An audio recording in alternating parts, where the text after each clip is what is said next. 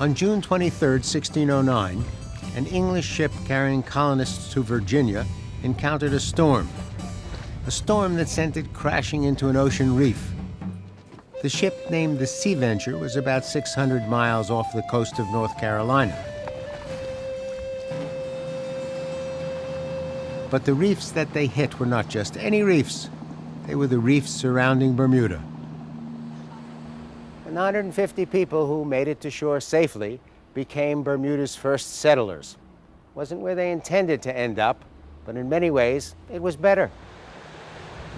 The islands of Bermuda are the result of a volcanic eruption that took place about 70 million years ago.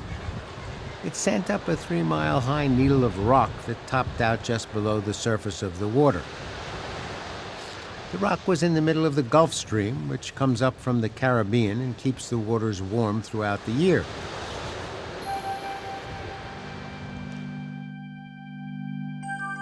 The warm water attracted coral life.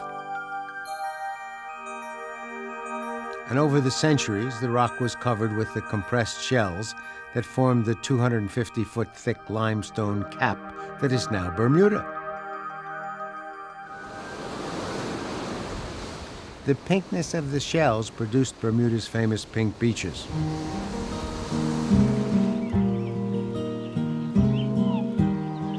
Bermuda is a member of the British Commonwealth, but England is 3,500 miles away. The United States, a mere 600.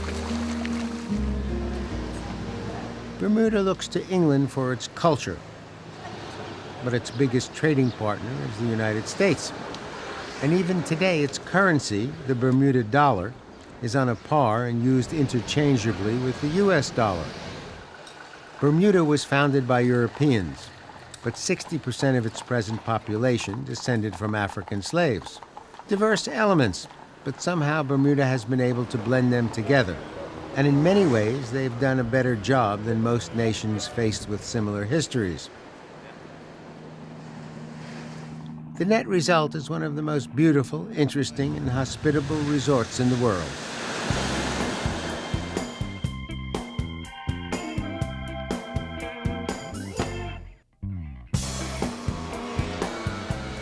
The capital city of Bermuda is Hamilton.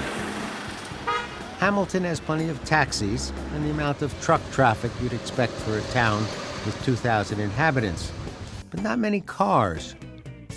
Bermuda actually has a long history of opposing automobiles. The government only allowed them in after the Second World War. And even today, each family is limited to 1 car per resident, and the maximum speed is 20 miles per hour. As a result, the primary mode of transportation is the motor scooter. And that's true for many tourists as well as residents. It's biker time. Motor scooters are easy to rent. Okay. Afternoon, how you doing? I'm doing fine, how are you? Good, thanks. Everyone gets an introductory lesson and a helmet that must be worn. Does it fit okay? Perfect. All right. First things first here, push the bike forward to take it off the kickstand.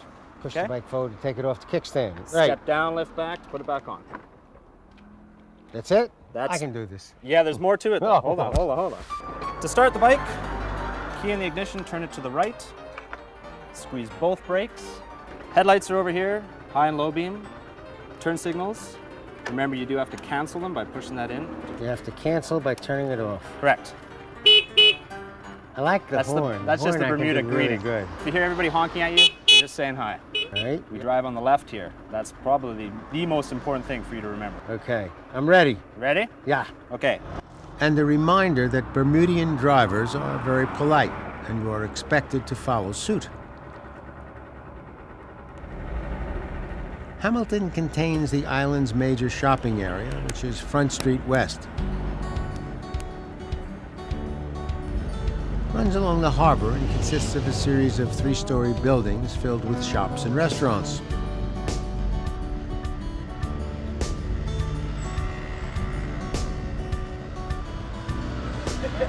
Hey Mike, think honeymoon.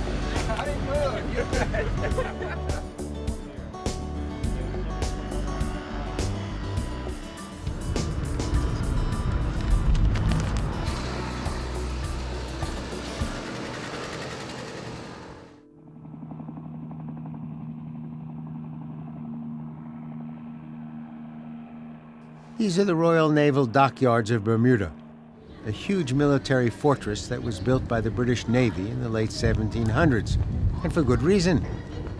When the United States won the War of Independence against England, the British Navy lost its ports along the east coast of North America. The young American Navy was quite aggressive, and England began to feel insecure about its position as ruler of the seas. This fort made them feel a little more confident about their situation. My name is Brian Darby. I am the Admiral of Dockyard, and I represent a man called Admiral Richard Coburn. Basically, you're looking at a Victorian dockyard. It's only 200 years old. It was built by convicts. Sadly, we had to bring 8,000 convicts out from England, and they turned this fortress into what was called the Gibraltar of the West. And the reason for it was because Britain was losing control of the world to America. So if you'll follow me this way. This building here is a warehouse, but the top corner there is in fact the Dockyard Church. They forgot to put a church in the plans when they built it and found a very strong demand for a church around about 1850. So they gave them the top half of this building and they turned it into a Victorian church with about capacity for about 600 people. When 1938 came around, many years later, my father, my real father, was sent out from England to be the chaplain of the Dockyard and run this church. And they turned this into the only interdenominational church in the history of the British Navy. Sounds nice to us, doesn't it? Unfortunately, it was against orders. So my dad was cashiered and sent back to England in disgrace. But he'd had the good sense to have me born before he did that. And many, many years later, the Queen of England gave him the OBE, which is the Order of the British Empire, or Other Buggers' Efforts, I think they call it. Anyhow, he was quite pleased to get it, but he didn't know why until they sent him his papers from his Navy days, and across the Bermuda page, someone had written in ink, "When this chap retires, give him a gong for what he did for the young men." So, thank you, Dad. These buildings here were built by the Navy for their officers. As you may see, small rooms, no ventilation, roofs made of lead. But the lead on the roof was dynamite. We drink the water off our roofs, and that was dumb. But they never thought to ask. I don't know what it is about the British. This is called the four-faced liar. I don't have to tell you why, do I? It never tells the right time, never. And there's my ship. Come and look at this beautiful boat. I give you the Spirit of Bermuda. What a lovely name for a ship. If you look at those masts, they had a rig called the Bermuda rig. All the other ships of the day had square riggers. They were tall ships. We invented the Bermuda rig, and that's a sloop rig, and it goes much, much faster. So put 35 guns on a small boat like that, and you're quite a force to be reckoned with. This way, please. This is called a sheer leg crane. We had to have a crane in the dockyard. So out in the mail came these two sockets, and they said, now you get 110-foot length of Canadian spruce, and you stick them in the holes, bring it up to the top, put a rope on top with lovely winches and stays and what have you. When your ship comes in, you lower this enormous great structure over the ship, and you pluck out the guns and the cargo and the masts at will. Wonderful in theory. In practice, it weighed 43 tons. And sometimes the weight of the cargo overwhelmed the strength of the winch. It's the only crane in history to have sunk 3 warships. Straight through the bottom. So they took it away. Isn't that sad? Sad. So you're in a very interesting country, a very interesting island, and the most interesting spot in the world is Bermuda. The Dockyard is the #1 tourist attraction, and I'm very pleased you're here today. Thank you very much indeed.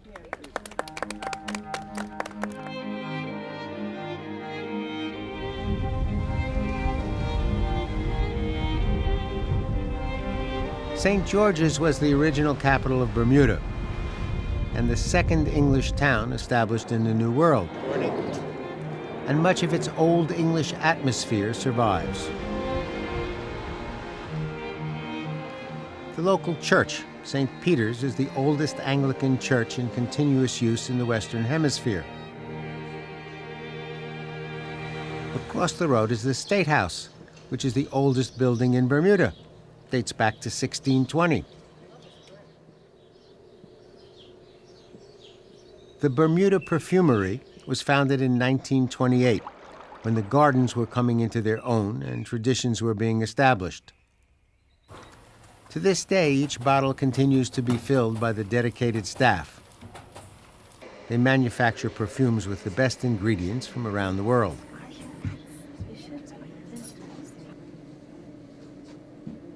The reefs outside the harbor of St. George's always made the approach rather treacherous. And as ships got bigger, their problem became more pronounced. In 1815, the government of Bermuda decided to move its capital from St. George's to Hamilton, which had a better harbor. As a result, things in St. George's got a lot quieter, and that's one of the reasons they've been able to hold on to so much of their historic architecture. Bermuda architecture is one of the most interesting aspects of the community. The buildings are constructed with a design that is unique to these islands. It is a response to the climate and the building materials that are available in the middle of the Atlantic. Vince Kahn is a Bermuda taxi guide with a special interest in the local architecture. The architecture in Bermuda is very unique. The homes, they're very solid. There are no frame homes. They're made out of Bermuda stone or concrete block in the modern day. And we need that type of structure to support our roofs, which we depend on rainwater from our roofs. The roofs are made out of Bermuda stone. It's cut into a slate. It's about 16 inches long and about a foot square and about an inch thick. And it's laid similar to the way you lay your shingles in America. The roofs are painted with a lime wash, which is a lime powder you mix with water and it forms like a latex paint. That helps to keep the water purified. There's a gutter incorporated into the roof, and it's on a 10 to 30 degree angle. And the rainwater is caught from the roofs and goes down into the tank, and a pressurized pump system pumps it back through the house. Every tank has a trapdoor, and the trapdoor by law must be on the exterior of the house. And of course, the fire department reserve the right of putting their hose in any tank. They will replenish the water they take out. So you don't need hydrants. Bermuda's noted for its pastel colors. In the old day, that I can remember, you had two colors. You had brick dust, and you mixed the brick dust with lime, which was white, and you got a pink. So you'll see multitudes of different shades of pink. And the blue came from the old days. You used to put bluing in your white clothes to whiten your clothes. So you used to crush that. It used to be a blue cube. You used to crush it and mix it with the lime wash, and you got blue, pale blues. So here we are in the modern day with computerized paint mixing. You got a variety of other colors.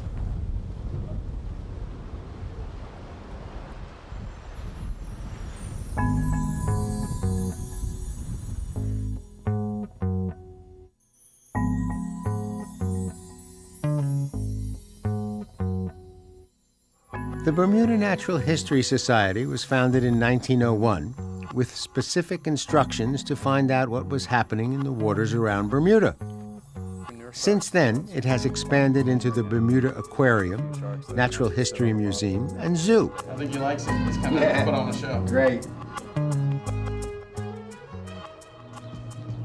Today, it's home to over 100 species of fish, plus an interesting selection of golden lion tamarin monkeys, scarlet ibis, giant tortoises, and children fascinated by the exhibits. Blue fishes and the black fish, black one. But it's one of those things where kids can walk across the stones. Dr. Ian Walker is the curator of the Bermuda Aquarium and Zoo. That's one of our golden lion tamarin monkeys. So we have 3 in this exhibit that run free, and they're very curious little monkeys, and they love to come up to visitors, but they're absolutely beautiful. And like I say, we have 3 in this exhibit. We have 2 males and 1 female. Morning. There we are. We have roseate spoonbill. Spoonbill. Spoonbill. Name obviously from the shape of their beak. They'll stick their bill in the water and Suck up everything they can. That's right. This is our 148,000-gallon North Rock exhibit tank, and it's designed to exhibit the most northerly coral reef system in the world, which is the North Rock, about 8 miles north of here. But we have a whole bunch of different fish in the tank, and one of our favorites is Darth Vader, the black grouper, who loves to come over and be petted. Have you ever petted a grouper? No. Would you like to? No. This is actually a natural behavior for them, not actually necessarily coming up to humans, but posturing like this to be cleaned. So he'll come up, and ordinarily on the reef, fish like this would go into a sea frond or something like that, and they would just posture, which would indicate that the other fish were safe to approach them, and pick little bits of skin, you name it, off them, give them a good cleaning. So It's a spa treatment. exactly. Darth, see you around.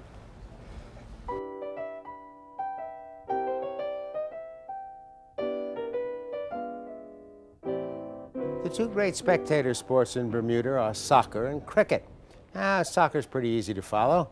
You kick the ball or butt it with your head and try to get it into a netted area at the end of the field, and the opposing team tries to stop you. Cricket, on the other hand, is very British and a little complicated, and I'll have to get back to you on that. The four primary participatory sports are golf, tennis, kite flying, and sailing. Bermuda has more golf courses per square mile than any other country. And the first time the PGA Grand Slam of Golf was held outside of the United States, it was held at the Mid-Ocean Golf Club in Bermuda. The beauty of the Tucker Point Club is a perfect example of why golf is so popular. Tennis is a big deal in Bermuda, too. There are over 400 courts on the island.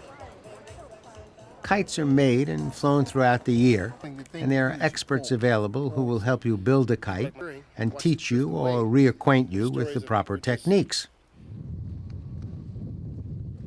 Competitive sailing got started in Bermuda during the early 1800s, when workboats were refitted for racing and British naval officers took up the sport.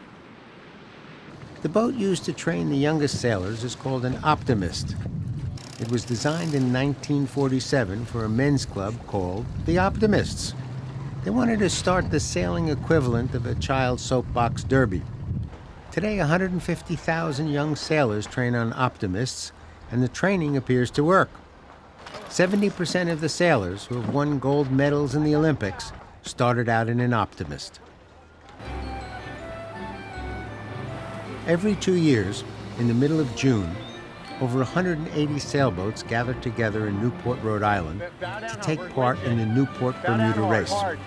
Help them out. For over 100 years, sailboats have assembled here to begin a race that takes them across 635 miles of ocean.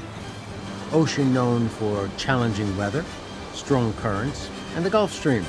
The Gulf Stream is a series of powerful currents that act almost like a separate river in the middle of the ocean.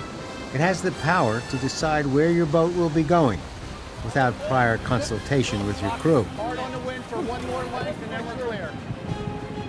The fleet is divided into 5 divisions to allow boats of various sizes and designs to compete fairly in what is one of the world's most famous and aggressive ocean races.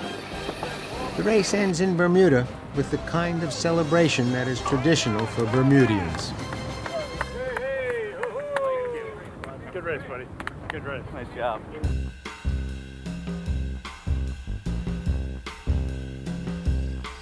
During the 1600s, the primary source of great wealth to plantation owners in the Caribbean was sugar.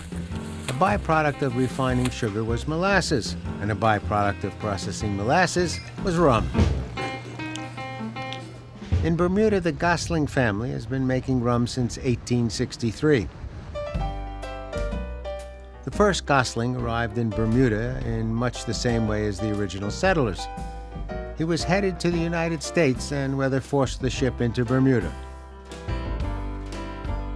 And like the first settlers 200 years before, he decided to stay. Today, Gosling's is the largest exporter of a Bermuda-made product.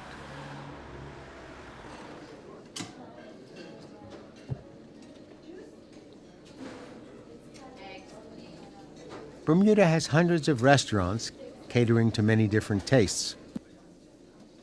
One is the Sunday morning breakfast specialty of codfish and potatoes, served with boiled egg, sautéed onions, tomato sauce with more onions, a johnny cake, a banana, a slice of avocado, and a piece of cassava pie. It's a specialty. There are restaurants that are known for their local dishes like Bermuda fish chowder, topped with sherry pepper sauce and black rum.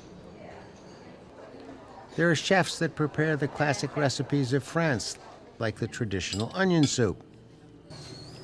There are bistros doing an excellent job with seafood, including spiny lobster. There are restaurants that cater primarily to locals and can be fun to visit. And finally, there are British-inspired pubs serving traditional pub grub of bangers and mash. And of course, you must stop in for high tea. Afternoon tea got started in Britain during the 1840s when the 7th Duchess of Bedford, who also held the title of Lady of the Bedchamber, decided that she was getting hungry between lunch and dinner and wanted to have a little snack, which she took secretly in her bedchamber and consisted of tea and some little bread and butter sandwiches. Eventually, her friends heard about it, and it turned into an afternoon tea party, which became common amongst the British all over the world.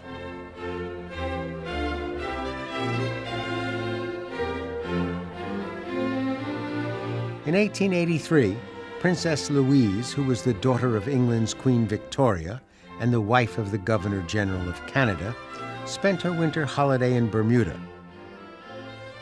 Putting aside the question of why a princess needs a holiday in the first place, her visit was covered by all the socially important magazines and newspapers in England, Canada, and the United States. Suddenly, Bermuda was fashionable, and local developers began developing a suitable hotel.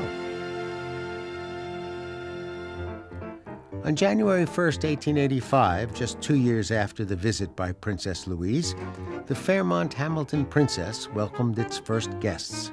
The idea was to have a hotel in Bermuda that was so luxurious that it would attract people who normally vacationed in Palm Beach. The hotel was the place. Flattering gas lights in each room, 5-inch mirrors on the dressing tables, so you could see how good you looked in the flattering gas lights. Hot and cold running water in the bathrooms. Amazing stuff for the time. Cruise ships began bringing in guests from the east coast of the United States, and the hotel became famous. These days, the Fairmont Hamilton Princess is in better shape than ever. It overlooks Hamilton Harbor and remains a center for social and business gatherings. For a number of years, the Hamilton Princess has had a younger sibling, the Fairmont Southampton.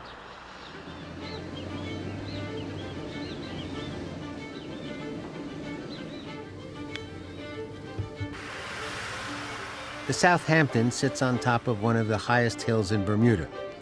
Each guest room has its own private balcony, and most have panoramic views of the island.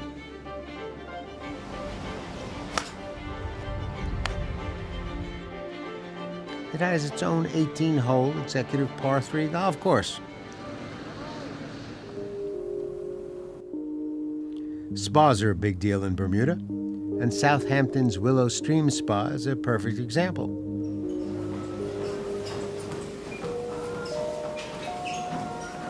It has 31,000 square feet of facilities, including 15 private treatment rooms, 3 lounge areas, a private indoor pool, and separate men's and women's saunas. There's a heated indoor pool with a waterfall and gardens, and 2 outdoor jacuzzis on a sun deck overlooking the Atlantic Ocean. The 2 hotels run as a team. All the facilities at each hotel are available to guests no matter which hotel they are staying at. And there's a private ferry that takes you between the 2 properties. Princess Louise would have loved it. Today, tourism is responsible for over half of Bermuda's income, which makes it an essential part of an economy that imports almost everything. The government is constantly active in managing Bermuda tourism, and its primary interest is in quality rather than quantity. Over 40% of Bermuda's tourists are repeat visitors, and and the government wants to keep it that way. That's Travels and Traditions in Bermuda. I'm Burt Wolf. You can watch this program and link to hundreds of other Burt Wolf programs free at burtwolf.com. There's information on how to tour the same places, plus Burt's slightly irreverent take on history and culture. It's all at burtwolf.com. The pinkness of the shells produced Bermuda's famous pink beaches.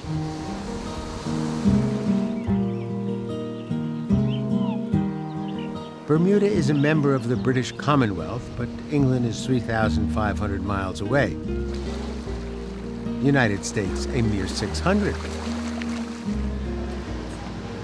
Bermuda looks to England for its culture, but its biggest trading partner is the United States. And even the rock was in the middle of the Gulf Stream, which comes up from the Caribbean and keeps the waters warm throughout the year.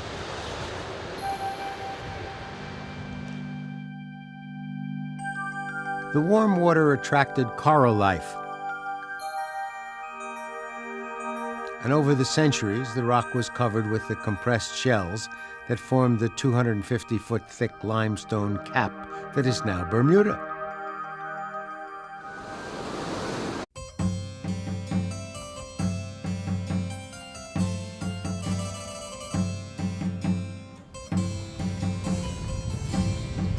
On June 23, 1609, an English ship carrying colonists to Virginia encountered a storm that sent it crashing into an ocean reef. The ship, named the Sea Venture, was about 600 miles off the coast of North Carolina. But the reefs that they hit were not just any reefs. They were the reefs surrounding Bermuda. 150 people who made it to shore safely became Bermuda's first settlers. Wasn't where they intended to end up, but in many ways, it was better. The islands of Bermuda are the result of a volcanic eruption that took place about 70 million years ago. It sent up a 3-mile-high needle of rock that topped out just below the surface of the water. Today, its currency, the Bermuda dollar, is on a par and used interchangeably with the US dollar. Bermuda was founded by Europeans, but 60% of its present population descended from African slaves. Diverse elements, but somehow Bermuda has been able to blend them together. And in many ways, they've done a better job than most nations faced with similar histories. The net result is one of the most beautiful